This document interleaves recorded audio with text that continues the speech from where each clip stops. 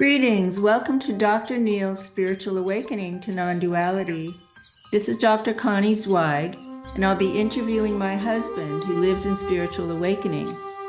You may have heard about this or read about it, but you may not know someone who lives it day to day. We'll be exploring how non-duality developed in Dr. Neil as I've observed it over 25 years, and as he directly experiences it every day. Each podcast will explore a different theme. We look forward to you joining us.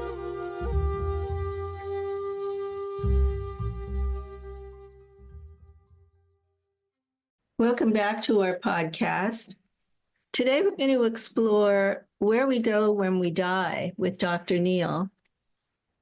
People tend to have a lot of fear of death and misconceptions about it. What is your direct experience?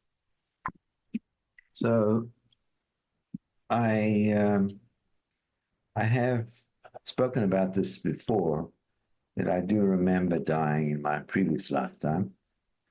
In more detail, I remember around about the age of 60 in India. I passed on and moved through the astral plane, mental plane, Buddhic and Atmic plane to the celestial plane. So why did I do that? I did that because I had spent a lifetime meditating and focusing on spiritual development. And I wanted to go to Brahmaloka, the heavenly realms of bliss.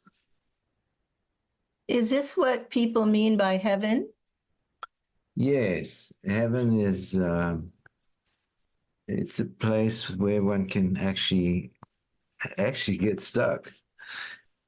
So, but there are many different levels of what we call heaven. Most people, when they pass on, and I know this because I have direct perception of this,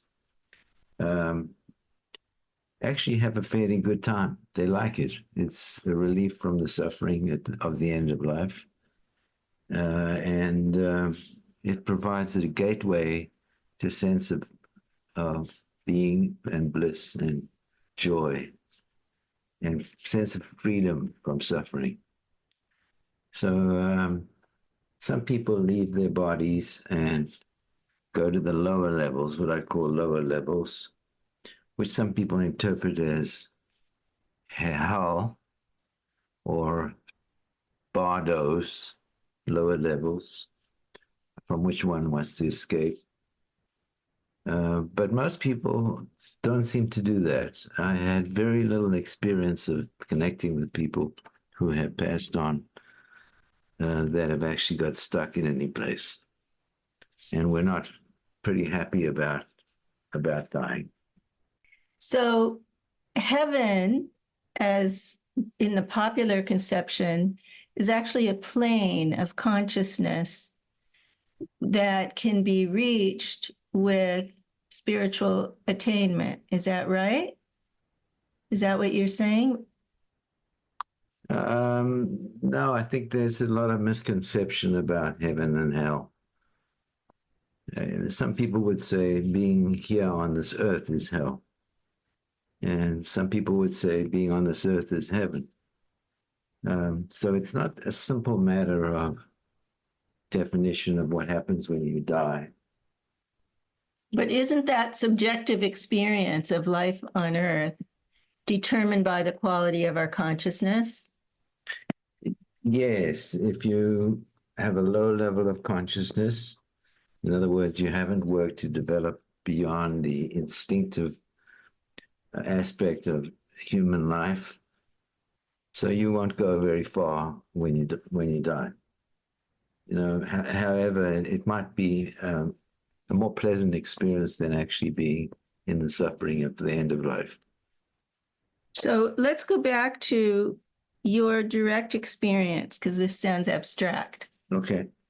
So you have the capacity to follow people when they die, as they're dying, and when they die and leave the body.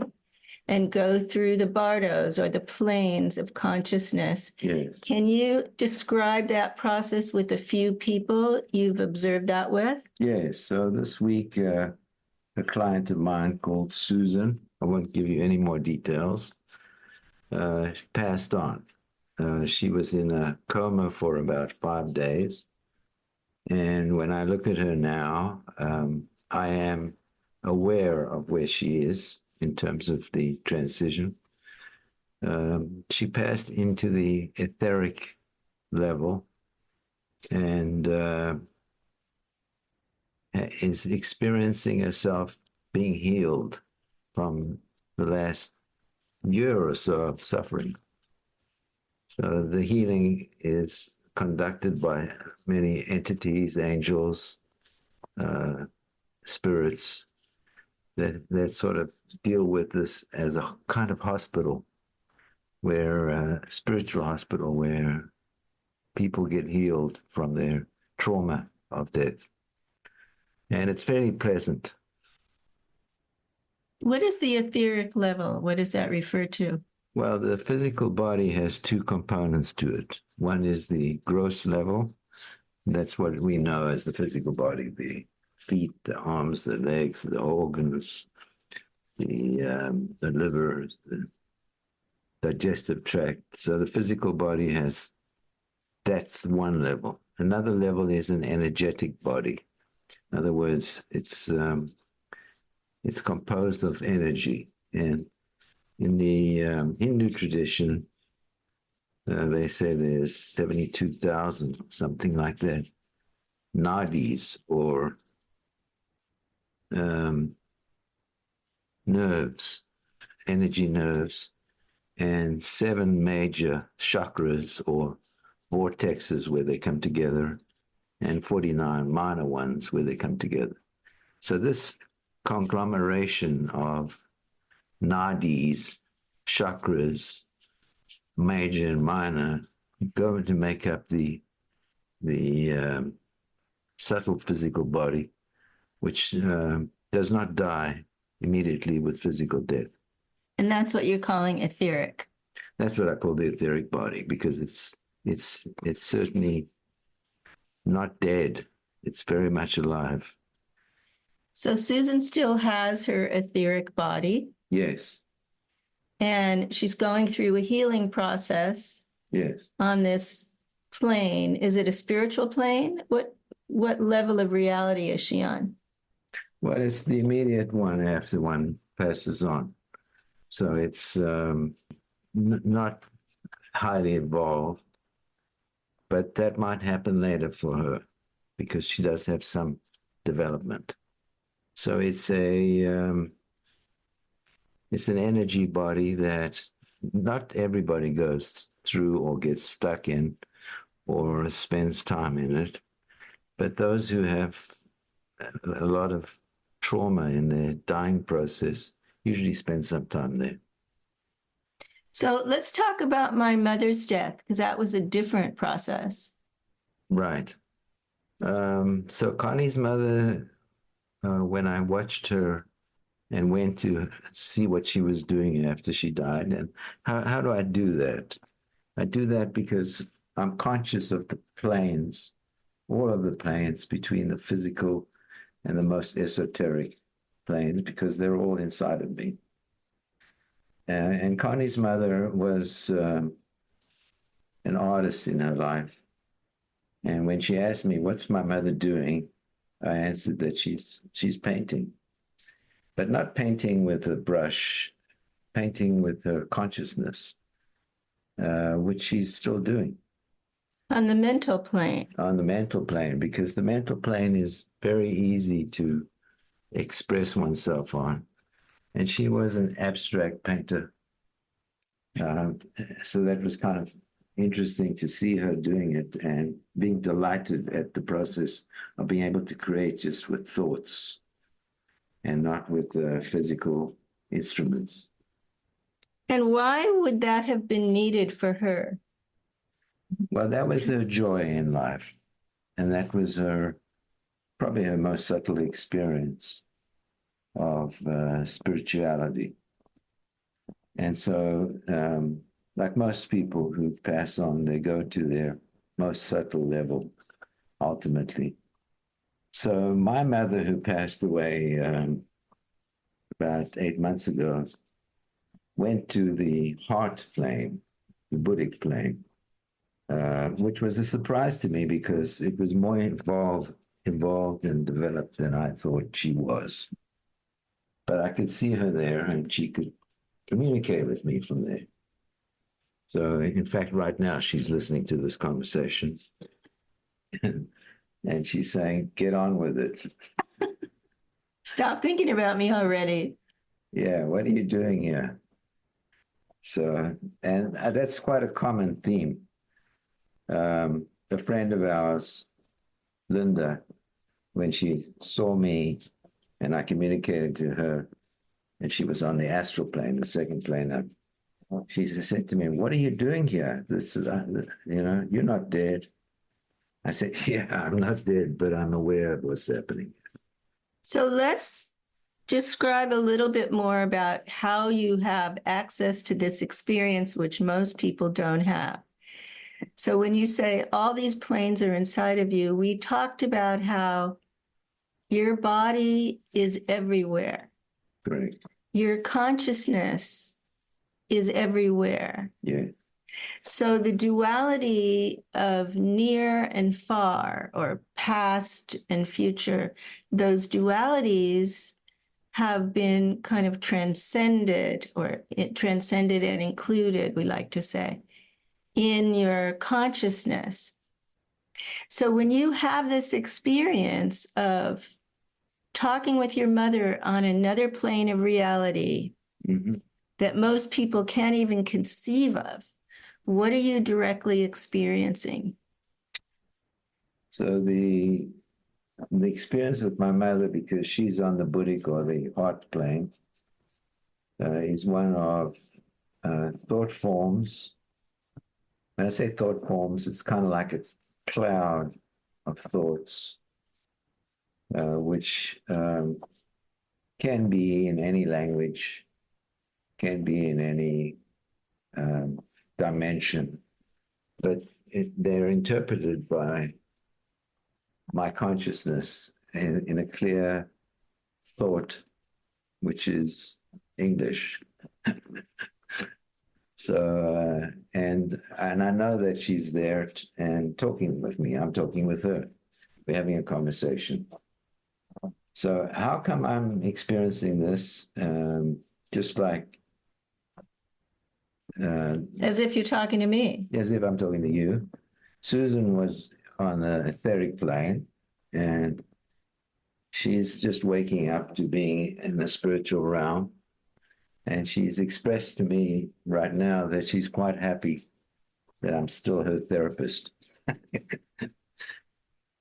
So, and Linda, who was on the next plane, was kind of surprised at seeing me there and wanted to know about me communicating and how could I be communicating. And I did explain to her that I was conscious on this plane as well, because it's all inside of me. And my mother, of course, who is on the Buddhic or the heart plane, is her usual loving and somewhat critical self, and engages with me in conversation and dialogue. And of course, there are much more subtle planes than these. And so when they travel to the subtler planes, you lose the connection with them? Well, people will travel through these planes from the etheric to the astral to the mental plane. The mental plane is the next one up. It's where thought creates reality. And reality is short term, doesn't last for too long. And then the Buddhic plane is the heart plane, which is the compassion, kindness, empathy, that level of awareness. And then there's more subtle planes. There's a celestial plane where the gurus and the major spirits exist. And then beyond that, there's the Brahman plane, which is unlimited. And on that plane, the higher spiritual beings exist. And so can you communicate with the gurus on the celestial plane? Yes, we had a spiritual teacher called Swamiji. He passed away about 4 or 5 years ago. And I'm in regular communication with him. He answers my questions, gives me feedback, and has given me permission to talk about him in this process. So he's still a guide. He's still a guide, and there are many other guides that exist on the celestial plane. These are beings who've achieved a higher level of enlightenment. And that doesn't mean that they're finished with their journey. That just means that they've attained a level of spiritual wakefulness. But they might have to come back, like Swamiji has had to come back and work on the emotional plane, the astral plane, because he wasn't finished with it. In fact, he was kind of insulting to Connie at one point. And, he needed to do some work on his personality. Well, he lived as a wandering monk in India and had no relational skills. Correct. So does that then mean that can someone stop there with that level of enlightenment? Is it necessary to be reborn to develop other lines of development? There are no limits to spiritual development.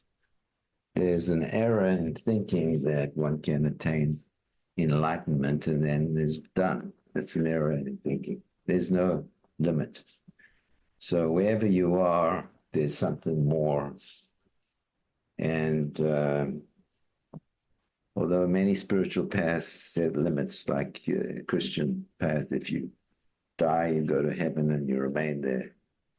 That's not my experience. My experience is one continues to develop, usually by coming back to one of the planes and learning from that plane, what the experience is that you're missing. So what have you learned from communicating with dead people? Well, one is a very low level of anxiety or stress about dying, because I have experience of having died before, because I have connection with those who have died, because I have connection with those who are in the process of dying or in the process of being reborn.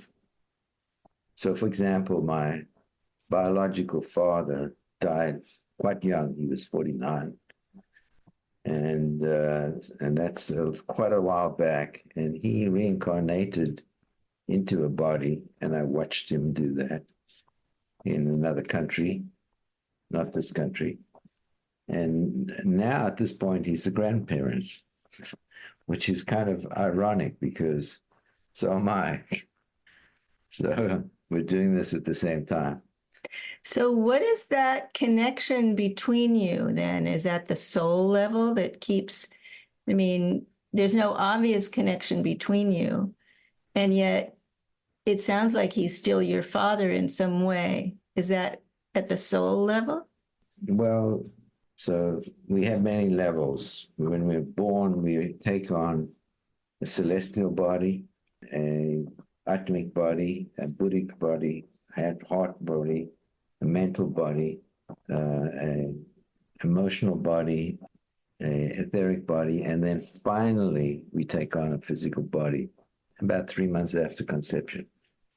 So we have all of these different vehicles which develop over our lifetimes.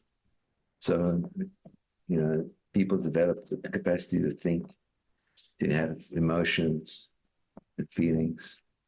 And so people develop these bodies, and when you die, the experience becomes very focused on that level without a physical body. I'm lost. So So you drop your bodies one at a time. So you'll drop your etheric body. So Susan will be in the etheric body for about 6 months. And then she'll drop the etheric body and go to the astral body. And then she'll be there for about 1.5 years. And this is different for different people, but that's my understanding.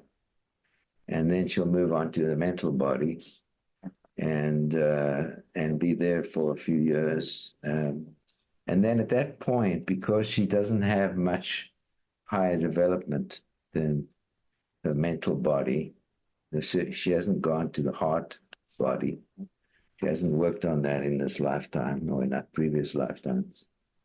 So because of that, she'll come back. And how that happens is people tend to try to move into a high level of consciousness and fall asleep, and they get moved like a wave back into another body. The Indians look at this as a wheel of birth and rebirth and death and so on. Can one escape this? That's the Indian goal, is to try to escape this moving wheel of birth and death. So when one reaches that level of where you haven't developed your spiritual capacity anymore, then you'll come back. Now, some people have reached a high enough level that they can choose to come back or be aware of the process of coming back and make some choices or some movement. But that's not true for most people. And can one escape totally birth, rebirth? It's impossible to escape it totally. However, there are certain higher levels where one has choices to go to another planet, choices to be reborn in a specific culture or with specific people, choices of spending time in bliss consciousness for long periods. So there are some choices that happen with higher spiritual development. So in our podcast, Living as a Soul, we talked about soul groups. Yes. Can you choose to return to your soul group? Yes. So the soul group happens after the Atmic body, which is the best way to describe it is the throat chakra or the throat center. The Atmic body is the transition. So as one moves into the head centers or that spiritual level, one may join your soul group, the group that you identified with because of your purpose in life. So my soul group is healing and compassion. And so I would return to my soul group, which is focused on that specific aspect. However, one doesn't necessarily stay there. My experience of the soul group is it's kind of like being fused on a liquid planet. Well, I remember you saying you chose your mother. Correct. So when I was in this state called Brahmaloka, which the Indians call bliss consciousness, being bliss consciousness, I noticed after a while that bliss fades and being becomes boring. And so one sort of wakes up to the reality that there's more. And for me, more meant I needed to come back into a physical body and do some growth because I had skipped from the mental body to the celestial body. I hadn't gone through the heart and the higher levels because that's the sort of journey that the Indian culture facilitates. Indian meaning Hindu. Meaning Hindu. Not Native American. Not Native American. No. Is there any particular story of communicating with someone who had died and was going through these bardos that kind of sticks with you as a teaching story? Well, I can talk about my guru, my spiritual teacher who has been with me through 7 lifetimes and guided me through these lifetimes, who I woke up to, who is in another planet in another galaxy. So, space and time really dissolve when one reaches the subtle levels. And I'm still being guided by him or her, because on that level, it's sexual identity doesn't. There's no gender. There's no gender, or there's more than one gender, because one has been through many lifetimes. And so how do you communicate with this person on another galaxy? Well, time and space dissolve when one goes to the subtle levels. So, there's no such thing as another galaxy and another part of time, or another part of space. So there's no distance for you to make the communication. Correct. And so what are you learning from this person? Well, it's non-person. It's very subtle, because it might be a whole lifetime, one lesson, or it might be many things in a lifetime. So this is not something that I have permission to talk about. Ah, okay. So, but can you talk about the mechanics of it? So again, because your consciousness is untethered from local duality, from Dr. Neal's body-mind, it's not limited. It's not traveling to another galaxy. It's not limited by that distance, or I'm assuming this guru is not human. No, not human. So it's not limited by human communication. And so how do you connect with that being? Did it find you? Did you find it? What's the role of language? Is it images? Yeah, when one gets to the subtle planes, one goes beyond speech, beyond feelings, beyond thoughts, beyond compassion or connection that's heart-centered, to these subtle levels of communication which feel like download of entire blocks of information and thoughts. So communication it's not easy to describe because it's not limited. It's not limited by the human form of communication. So it feels like a download. There's something direct about Almost it. like one would call intuition, which means a whole block of information. It's transferred. Okay. Or a thought form that one lasts for a long time. Like one that I can communicate is that I'm loved by this being. Okay. How long have you been aware of that? That you're loved by this In being? human time, probably 5 years. Okay, so this is not your whole life. No, things unfold. I was born into ignorance like anybody else. Ignorance in the sense that when I was first born, I was just conscious of my physical body and the sense of being. So I was not conscious of all these levels because there's something that happens when one is born. In Judaism, they say that an angel smacks you on the head just before you're born and you forget all your previous lifetimes, or you forget everything from the past. And there's some fundamental truth in that. So one cannot experience and grow fully if you remember too much. And so this awareness of this other being unfolded with your spiritual advancement. Yes. Okay. So the explanation for it feels the same as the explanation for speaking with people in the bardos. That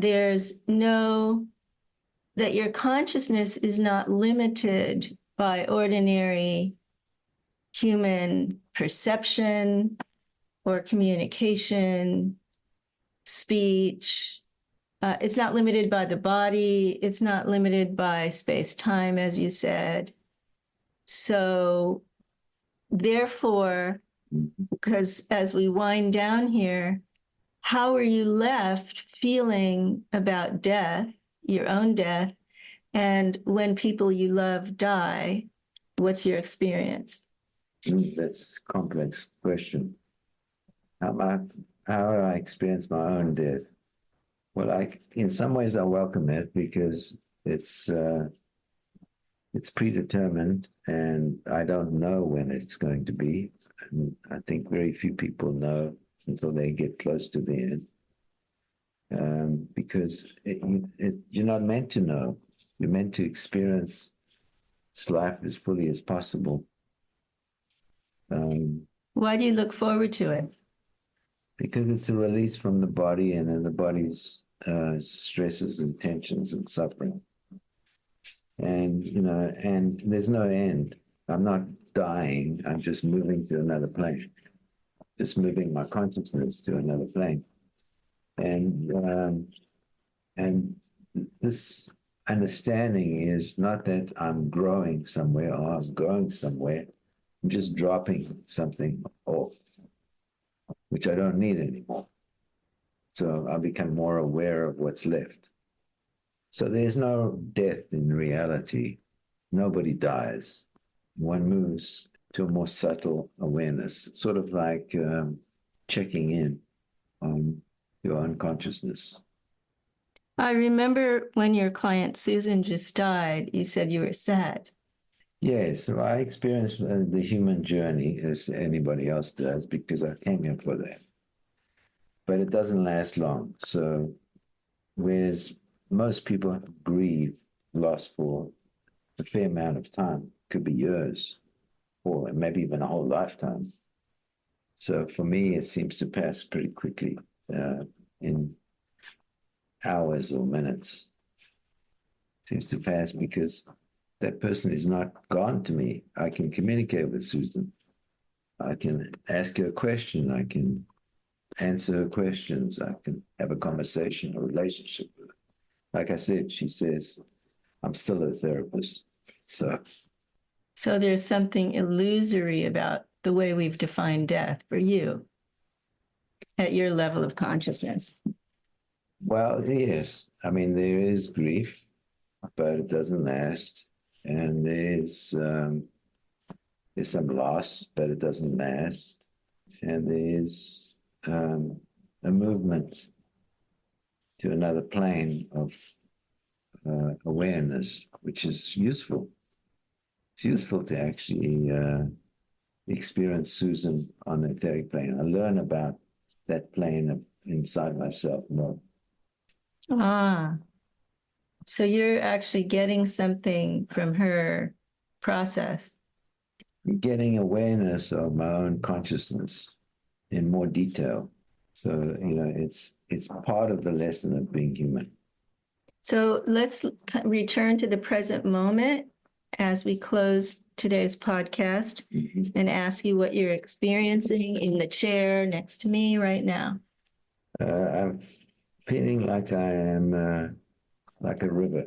There's an awareness of a physical body. There's awareness of a physical body being non-local, being everywhere. And it seems to move like a river, flowing through itself to the ocean. Oh, thank you. Thank you. See you next time.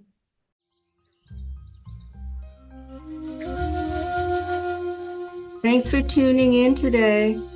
If you found our discussion insightful, there's a good chance your friends will too. And we'd love it if you could take a moment to share this episode with a friend who you believe would appreciate it. Help us spread the word and reach more people. And follow us on any platform. Turn on your episode notifications so you never miss new content. Thanks for being part of our podcasting journey.